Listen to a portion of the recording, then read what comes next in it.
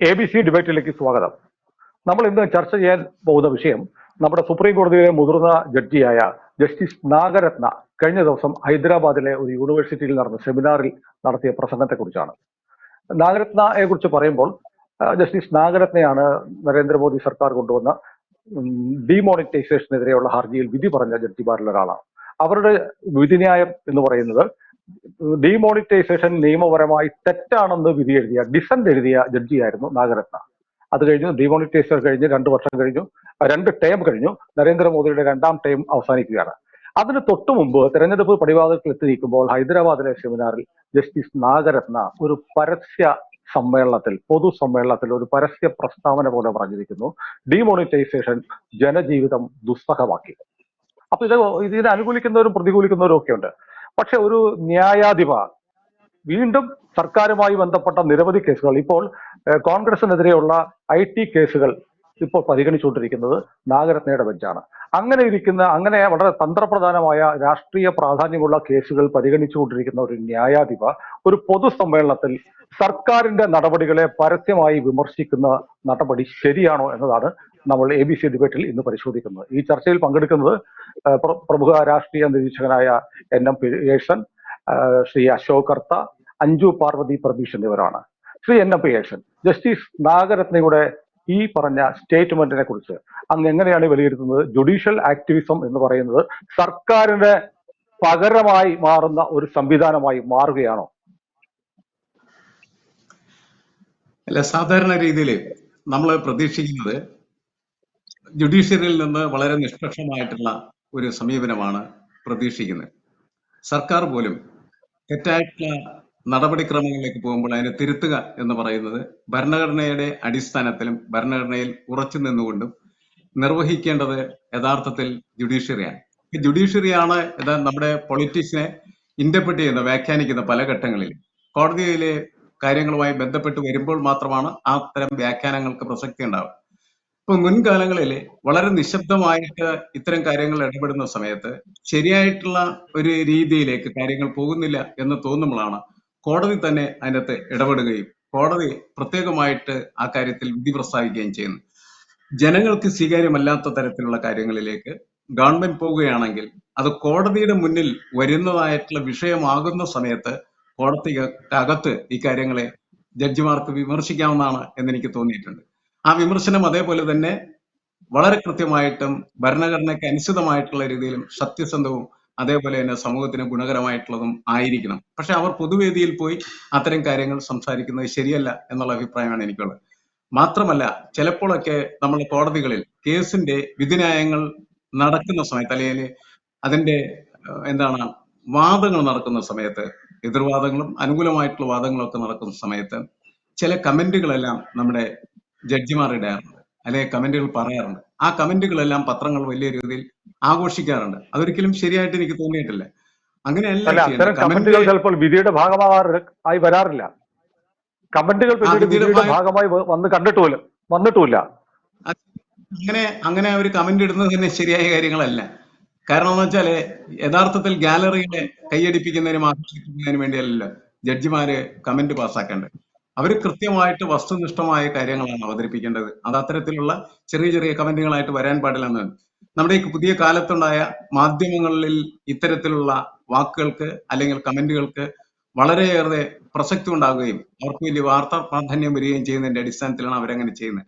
അതിന്റെ ഒരു പാർട്ടായിട്ടായിരിക്കണം പൊതുസമ്മേളന വേദിയിൽ വെച്ച് ഇതിനെക്കുറിച്ചുള്ള അഭിപ്രായ പ്രകടനം നടത്താനായിട്ട് നാഗരത്ന തയ്യാറായത് എന്നാണ് എനിക്ക് തോന്നുന്നത്. ഈ കയ്യടികൾക്ക് വേണ്ടി നമ്മുടെ ന്യായാധിപന്മാർ കമന്റുകളോ വിധിന്യായങ്ങളോ പുറപ്പെടുവിക്കുന്നുണ്ടോ? അഭിഭാഷകൻ കൂടിയായ ശ്രീ അശോക് കർത്തയ്ക്ക് എന്താണ് പറയാനുള്ളത്? മാഡം നാഗരത്നയുടെ പ്രഭാഷണം എന്ന് പറയുന്ന നൽസാർ എന്ന് പറയുന്ന ഒരു ലോ ഇൻസ്റ്റിറ്റ്യൂട്ടിൽ അവർ ഡെലിവറി ചെയ്തൊരു ലെക്ചറാണ്. അത് ഹൈലി ടെക്നിക്കലാണ് എന്നാണ് എൻ്റെ അഭിപ്രായം.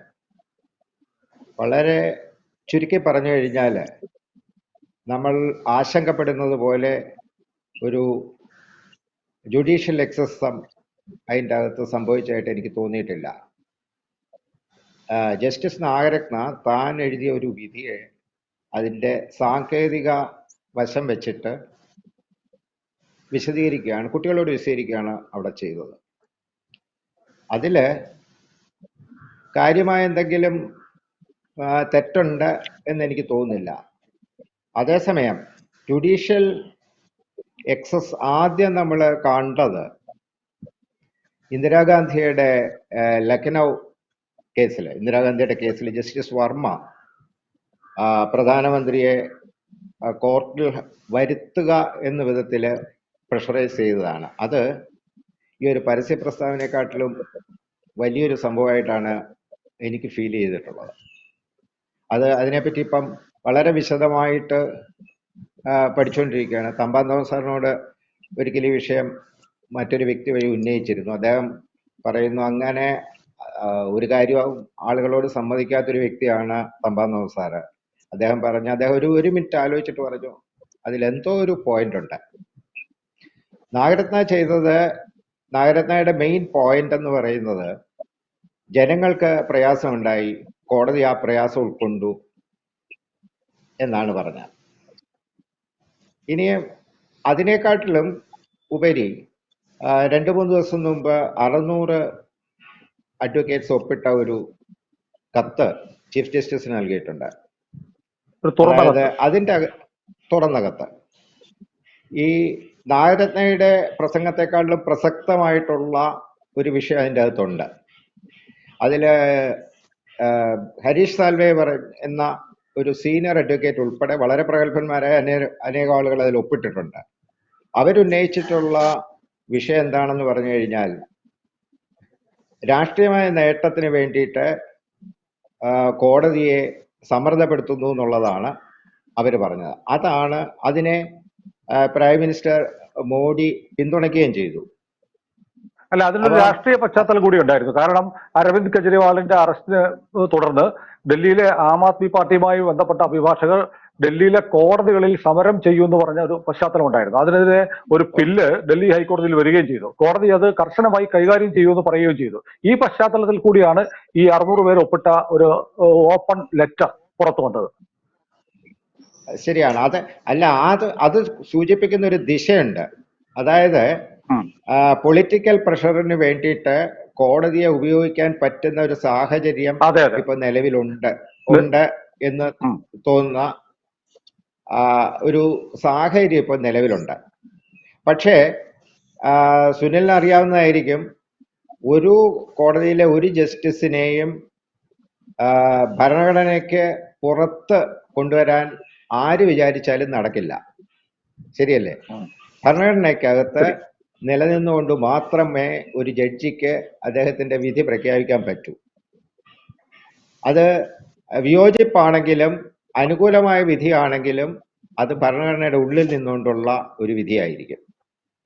അതാണ് നമ്മളുടെ ജനാധിപത്യത്തിന്റെയും ജുഡീഷ്യറിയുടെയും ഏറ്റവും വലിയ സ്ട്രെങ്ത് ആയിട്ടാണ് എനിക്ക് തോന്നിയിട്ടുള്ളത്.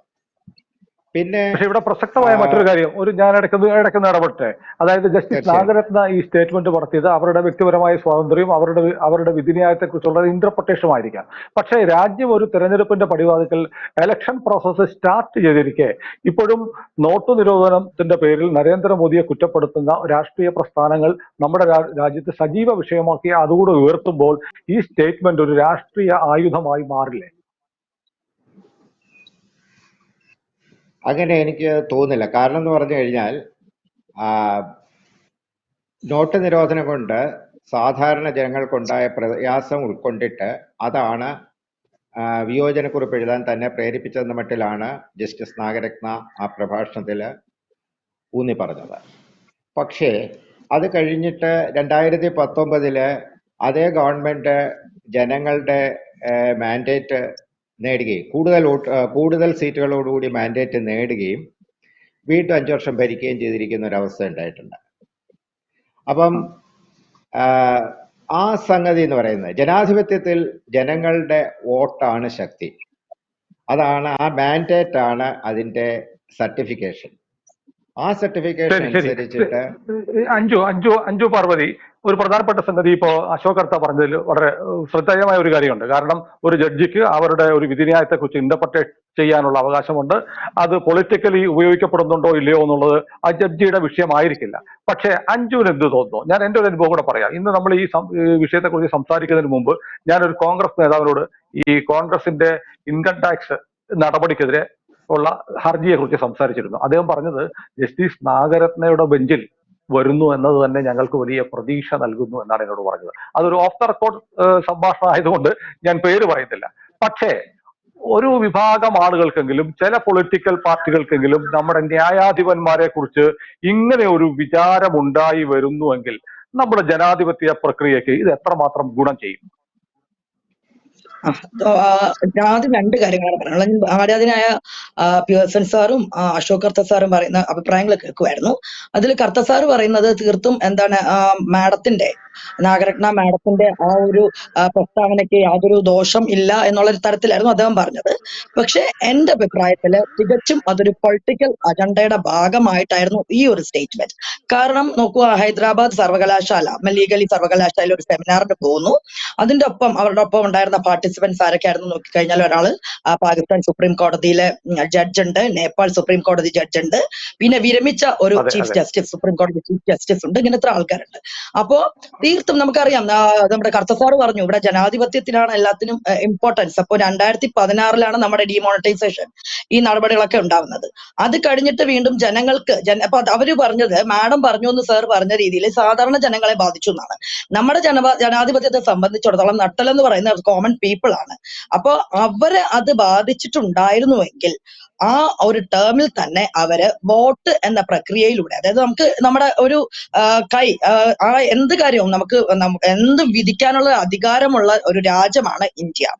അപ്പോ പൊളിറ്റിക്കലി ഇപ്പൊ ഏത് പാർട്ടി ആണെങ്കിലും അവർ ചെയ്യുന്നതിന് ശരിക്കും നമ്മൾ വിധിന്യായത്തിലൂടെ നമ്മൾ എന്താ ചെയ്യാ, നമ്മൾ വോട്ടിലൂടെ അത് നമ്മുടെ ആ പ്രക്രിയ എന്തായാലും വോട്ടിലൂടെ നമ്മൾ മറുപടി കൊടുക്കുകയാണ് ചെയ്യുന്നത്. അപ്പൊ 2016 ഡിമോണിറ്റൈസേഷൻ സാധാരണക്കാരെ ബാധിച്ചിട്ടുണ്ടെങ്കിൽ ശരിക്കും വൻ ഭൂരിപക്ഷത്തിലായിരുന്നു ആ തവണ മോദി സർക്കാർ അധികാരത്തിൽ വരുന്നത്. അതിനുശേഷം വീണ്ടും ഒരു തെരഞ്ഞെടുപ്പ്. അപ്പൊ നമുക്കറിയാം, ഈ നാഗരത്ന മാഡം 5 അംഗ ബെഞ്ചില് അവർ മാത്രമായിരുന്നു അന്നും ഡിമോണിറ്റൈസേഷനെ എതിർത്ത് സംസാരിച്ച വ്യക്തി. അപ്പോ ഈ ഒരു ഘട്ടത്തില് ഈ ഒരു സാധാരണ ജനങ്ങളെ ബാധിച്ചു എന്ന രീതിയിൽ ഈ ഒരു സംസാരം അവിടെ ഈ ഒരു അതും തെരഞ്ഞെടുപ്പ് അടുത്ത് നിൽക്കുന്ന ഈ സമയത്ത് കൊണ്ടുവന്നത് ഒരു പൊളിറ്റിക്കൽ അജണ്ടയുടെ ഭാഗം തന്നെയാണ്. അതിനൊപ്പം തന്നെ അവർ വേറൊരു സ്റ്റേറ്റ്മെന്റും കൂടെ പറഞ്ഞിട്ടുണ്ടായിരുന്നു. ഗവർണേഴ്സ്, അതും ഇന്നലത്തെ അതിൽ വന്നിട്ടുള്ള ഒരു വാർത്തകളാണ് ഇതൊക്കെ.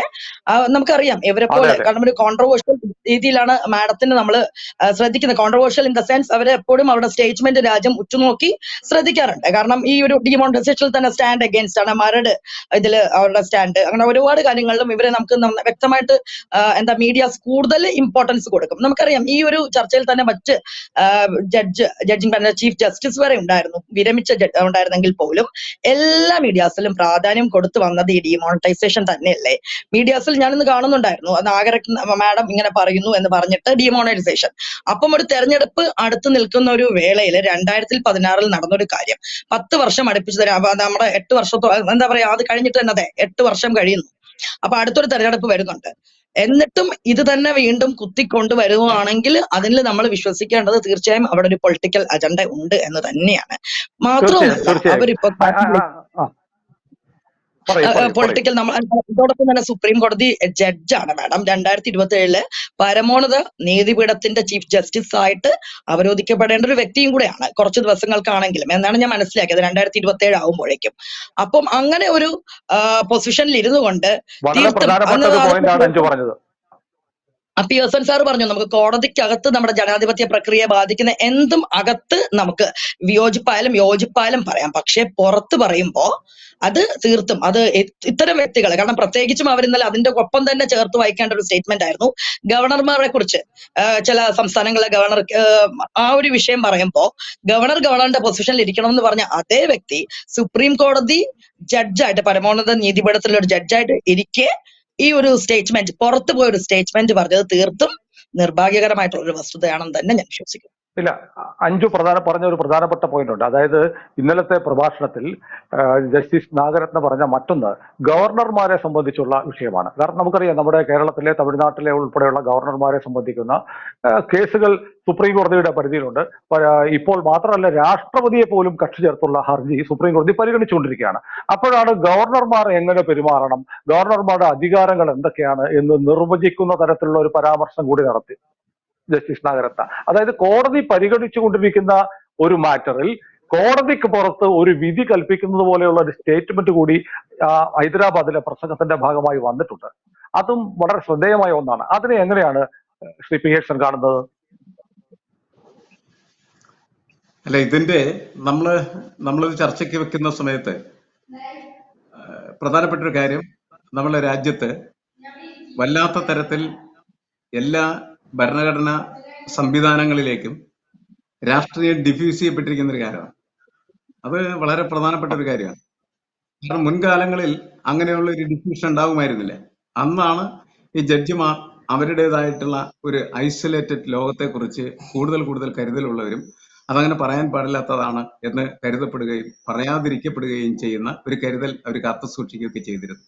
അതൊന്ന് മാറിക്കൊണ്ടിരിക്കുകയാണ് ചെയ്യുന്നത്. കാരണം നമ്മളുടെ സുപ്രീം കോടതി ജഡ്ജിമാർ തന്നെ പലതരത്തിലുള്ളതായിട്ടുള്ള വിധി പ്രസ്താവനകളൊക്കെ നടത്തി പുറത്തിറങ്ങിയതിന് ശേഷം അവര് വിരമിച്ചു കഴിഞ്ഞാൽ കേന്ദ്ര ഗവൺമെന്റ് തന്നെ അവർക്ക് പാരിതോഷികം പോലെ പല ഉന്നതമായ സ്ഥാനങ്ങൾ നടത്തി കൊടുത്തുകൊണ്ടിരിക്കുന്ന ഒരു കാലത്താണ് നാം ജീവിക്കുന്നത്.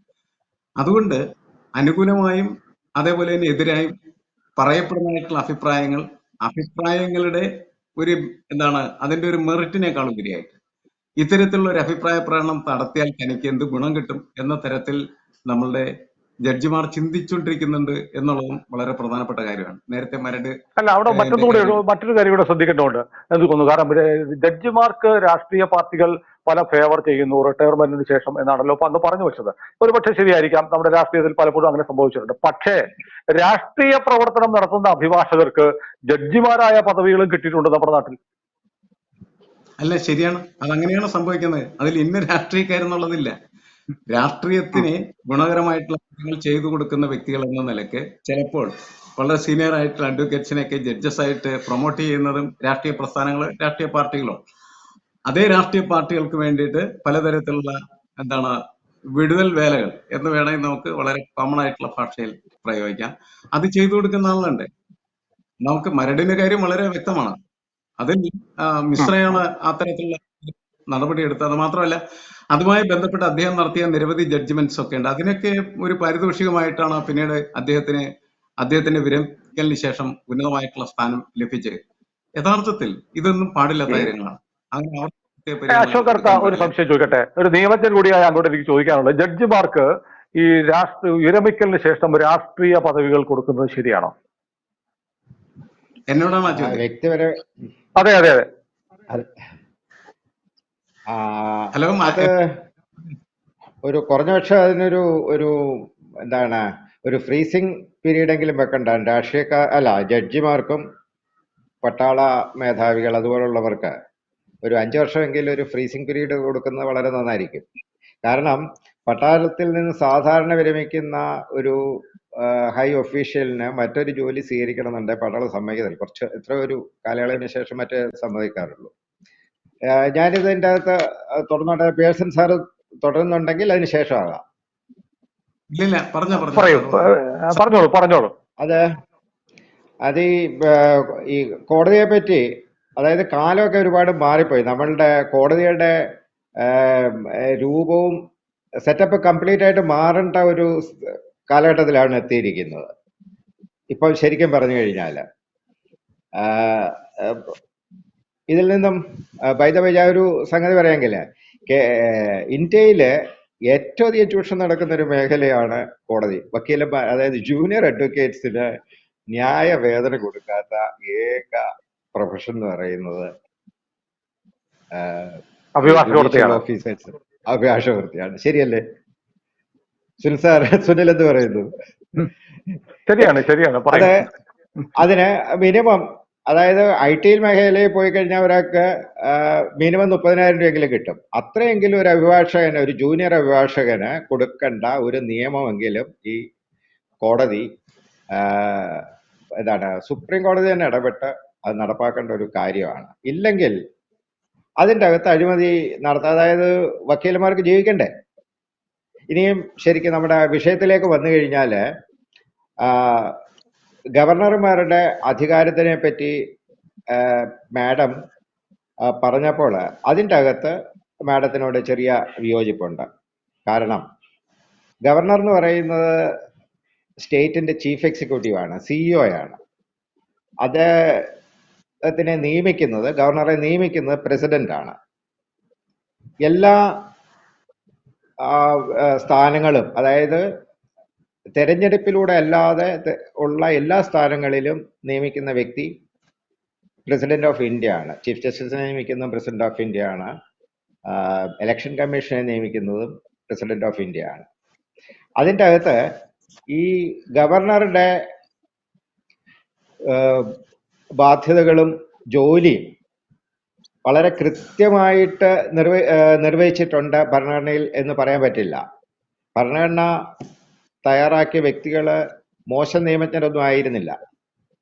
പക്ഷേ അവരതിൻ്റെ അകത്ത് പ്ലഷർ, പിന്നെ അതിനുള്ള ഒരു വളരെ വൈഡ് എക്സ്പാൻസിലുള്ള ഒരു സംഗതി, ക്വാസി ഫെഡറൽ സംവിധാനത്തിൽ നിയമസഭകൾക്കും ഗവർണർക്ക് ഇന്ററാക്ട് ചെയ്യാനായിട്ട് ഒരു വലിയ ഫുട്ബോൾ ഗ്രൗണ്ടാണ് കൊടുത്തത്.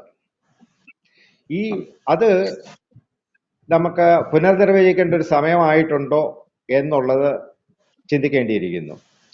അതിന് സുപ്രീം കോടതിക്ക് ഇടപെടാൻ പറ്റും എന്നാണ് എൻ്റെ ഒരു ധാരണ. എങ്ങനെയാണെന്ന് പറഞ്ഞു കഴിഞ്ഞാൽ, ഇലക്ഷൻ കമ്മീഷന്റെ കാര്യത്തിൽ സുപ്രീം കോടതി ചില നിർദ്ദേശങ്ങളൊക്കെ വെച്ചു. എന്നിട്ട് സുപ്രീം കോടതിക്ക് തന്നെ അതിലൊരു അംഗമാകണമെന്നും താല്പര്യം ഉണ്ടായിരുന്നു.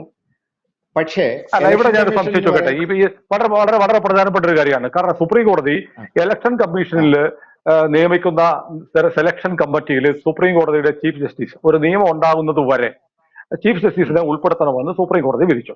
അതായത് നാട്ടിലെ എല്ലാ ജനാധിപത്യ പ്രക്രിയകളിലും അല്ലെങ്കിൽ എല്ലാ സ്ഥാപനങ്ങളിലും തെരഞ്ഞെടുക്കപ്പെടുന്ന വേദികളുടെ തെരഞ്ഞെടുക്കാനുള്ള അധികാരിയായിട്ട് സുപ്രീം കോടതി മാറണം എന്നൊരു തോന്നൽ ഇപ്പൊ സമീപകാലത്ത് സുപ്രീം കോടതിക്കുണ്ട്. അല്ലെങ്കിൽ എല്ലാ വിഷയങ്ങളിലും സുപ്രീം കോടതി ഇടപെടുകയാണ്. സുപ്രീം കോടതി ജുഡീഷ്യറി പതുക്കെ അവരുടെ കൈകൾ നീട്ടി തൊടാത്ത മേഖലയൊന്നുമില്ല. പക്ഷെ സുപ്രീം കോടതി ജഡ്ജിമാരെ നിയമിക്കുന്ന കൊളീജിയത്തിന്റെ വിഷയത്തിൽ തൊടാൻ ആരെയും സമ്മതിക്കത്തുമില്ല. അപ്പൊ ജുഡീഷ്യൽ ആക്ടിവിസം എന്ന് പറയുന്നത് ഒരു ജുഡീഷ്യൽ ടെററിസമായി കേരളത്തിൽ അല്ലെങ്കിൽ ഇന്ത്യയിൽ മാറുന്നുണ്ടോ? അതായത് ജുഡീഷ്യറി ഇടപെടേണ്ടി വരുന്നതിനെ പറ്റി നെഹ്റുവിന്റെ കാലത്ത് തന്നെ ഒരു പ്രമുഖ അഭിഭാഷകൻ എന്റെ ഓർമ്മ, ആളുടെ പേര് ഒരു മിനിറ്റിൽ അങ്ങയുടെ അഭിപ്രായം പറയൂ. ഒരു മിനിറ്റിൽ പറയൂ. അത് ജനാധിപത്യപരമായ എല്ലാ സ്ഥാപനങ്ങൾക്കും ജുഡീഷ്യറിയുടെ കയ്യെത്തുന്നതിന് പുറത്തായിരിക്കണം. വളരെ അഞ്ചു നമ്മുടെ നാട്ടിൽ പൊതുവെ ഈ നരേന്ദ്രമോദി സർക്കാർ വന്നതിന് ശേഷം ഈ സർക്കാരിന്റെ പല പ്രവർത്തനങ്ങൾക്കും തടസ്സമുണ്ടാക്കുന്ന തരത്തിൽ കോടതികളുടെ ചില ഇടപെടലുകൾ ഉണ്ട് എന്നൊരു തോന്നൽ പൊതുവിൽ ചിലരെങ്കിലും പങ്കുവെക്കുന്നുണ്ട്. അഞ്ചു എന്ത് പറയുന്നു? തീർച്ചയായും ചില കാര്യങ്ങളിൽ എന്താണ് കേന്ദ്രത്തിന് എഗെയിൻസ്റ്റ് ആയിട്ട്, സെൻട്രൽ ഗവൺമെന്റിന് എഗെയിൻസ്റ്റ് ആയിട്ടുള്ള നയങ്ങൾ കോടതിയുടെ ഭാഗത്തുനിന്ന് വരുന്നുണ്ട്. ഇപ്പൊ സുനിസാർ പറഞ്ഞ പോലെ അവർക്ക് എല്ലാ വിഷയങ്ങളുടെ മേലും ആധിപത്യം വേണം എന്നുള്ളൊരു രീതിയിലേക്ക് കാര്യങ്ങൾ പോകുമ്പോൾ തന്നെ ഏറ്റവും പ്രധാനപ്പെട്ട കൊളീജിയം ആ വിഷയത്തില് അതിനെക്കുറിച്ച്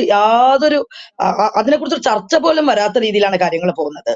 അപ്പോ തീർച്ചയായിട്ടും ഇവിടെ എല്ലാ മേഖലകളിലും, സമസ്ത മേഖലകളിലും എനിക്ക് തോന്നുന്നു എല്ലായിടത്തും അത് ഏത് ഗവൺമെന്റ് വന്നാലും, സെൻട്രൽ ഗവൺമെന്റ് ആര് ഭരണം മാറി വന്നു കഴിഞ്ഞാലും ഇതിങ്ങനെ ഉണ്ടാവാറുണ്ട്. പക്ഷെ എന്നാലും കേരളത്തെ സംബന്ധിച്ചിടത്തോളം പല മേഖലകൾ, എന്ത് കാര്യങ്ങൾ നമ്മൾ പറയല്ലോ, അമ്മയെ തല്ലിയാലും രണ്ട് പക്ഷമുണ്ട്. പക്ഷെ ഈ ഒരു നമ്മൾ കാണുന്ന ഒരു പ്രവർത്തനം എന്താന്ന് വെച്ച് കഴിഞ്ഞാൽ, ഏത് നല്ല കാര്യങ്ങൾ ചെയ്തു കഴിഞ്ഞാലും നരേന്ദ്രമോദി സർക്കാരിന്റെ ആ ഒരു ഇതില് ഈ മോണിറ്റൈസേഷൻ തന്നെ എടുക്കാം. ഡിമോണിറ്റൈസേഷൻ നമ്മൾ എടുത്തു കഴിഞ്ഞാൽ തന്നെ അതിന്റെ കോൺസിനേക്കാളേറെ എനിക്ക് തോന്നിയിട്ടുള്ള പ്രോസ് ആണ് കേട്ടോ.